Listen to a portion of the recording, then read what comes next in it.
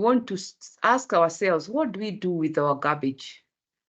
We all know that our garbage really it's drowning our world in a never-increasing mountain. You can see pictures of garbage. That's a dam site in one of our cities. In one of the East African cities, the big city of Nairobi, we have mountains of garbage. And it's not unique for one city alone. If you go to all towns or urban areas, you find places with mountains of garbage. It's not just in one country. Across most African countries, and indeed in many countries in the world over, you can't miss mountains of garbage. And the ever-increasing question is, what do we do with our garbage? Do we burn it? Can we convert it to something useful? Yet we know that there are some families which are living among the dam sites. I just want to give examples, two examples in two countries. One in East Africa, specifically Kenya. We have a landfill that is called Dadora landfill. It's a sprawling dump site. It's approximately 30 acres and is the destination of about 850 tons of solid waste that is generated daily by people living in Nairobi. A brief history is that Dadora landfill was opened in 1975 with World Bank funds, and it was deemed to be full by 2001. Today is 2024, so over 23 years. We have been dumping, indeed, in Kenya. Dadora dam site is the only official dam site that operates at the present. There have been very many attempts to relocate it, but the effort has been faced with many challenges. I did not dwell on those. We can find out that more. The Dadora dam site in Nairobi is situated in the heart of Nairobi slums, Korogosho, Babadogo, and Dadora. And there are families which make a living by collecting things from there, converting them. Some even look for food. And without saying, we know that there are children who don't go to school because of that. Let's move to West Africa. In the city of Lagos, is a place called Ojota and a dam site called Olusoson. It's the largest dam site, not only in the city of Lagos, but in Nigeria. It has been in existence since 1992 and has housed about 24.5 million tons of waste since then.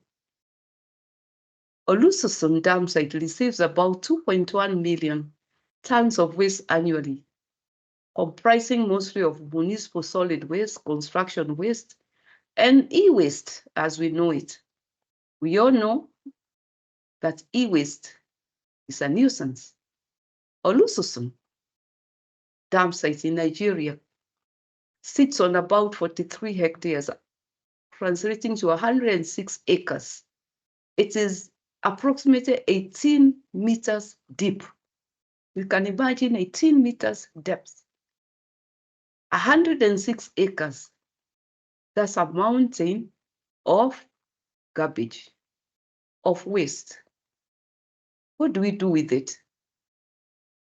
Now, as a researcher, one asks themselves, faced with such a challenge, what do we do?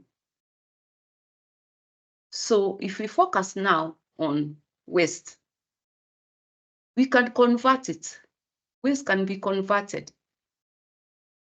And to be able to do that from a research perspective, we start with classifying that waste based on its composition. Where composition means it can be organic material, it can be glass, it can be metallic, can be plastic, it can be paper.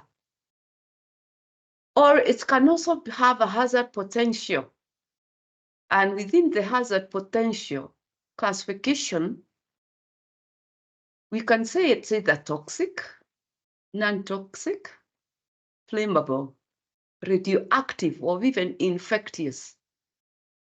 Now, looking at the composition of the waste produced at the source, composting of waste at home level is the easiest, and it can bring a very good solution to the problem of municipal waste. However, this aspect of solid waste management, even if we know it works very well, especially in the rural areas, in the urban areas, it needs a very aggressive community sensitization so that we know where do we get the land to compost it. So you all agree with me, then it becomes a problem. What else then can we do as academic researchers? Can we be able to look at what it is in these dam sites, in these mountains of garbage, and ask ourselves, what can we do with this resource? Because indeed, from a researcher's perspective, this mountain of waste materials,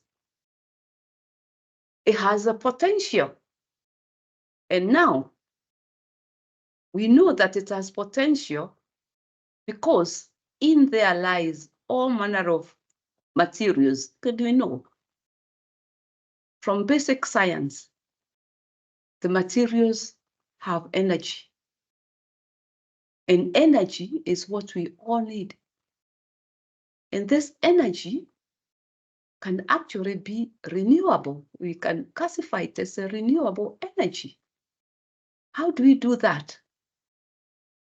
We are now in the era of technology.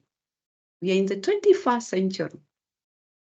We ask ourselves, can we even apply artificial intelligence, the so-called AI techniques, to be able to identify the potential of carbon? We know carbon is very important and it can be used for many applications in industry. Then as a researcher, we ask ourselves, can we apply AI techniques for extracting carbon from this landfill waste for renewable energy? And that brings us to an active collaborative research that you kick off in the month's time. It's a collaborative effort between University of Nairobi in East Africa, University of Lagos in West Africa, Carnegie Mellon University in Rwanda, Central Africa, University of Witwatersrand in South Africa. So you can see, we as Africans want to take this problem head on, and we want the research community to lead as industry also becomes a linkage. We are looking at that potential to be able to manufacture many things. For example, supercapacitors rely very much on carbon. Where does it get its carbon from? The question then is, do we get it from the mountain of garbage that sits amongst us? And to be able to do that, we do want to involve the local people in training sensitization to help them know how to help researchers gather data. As we know, AI requires tons and tons of data. How do you get data? It's not rocket science. We can use the people who are on those dam sites to train them to be able to help us get the data, then develop predictive neural network, AI, to help us identify what is the potential, how much is it, how can we be able to extract it. If this is your interest, you can visit my YouTube channel, like it, you can share it, you can subscribe, and look forward to the next video where we'll give you more insights into how research in waste management is trying to make a difference and an impact on the communities and also to link us with industry.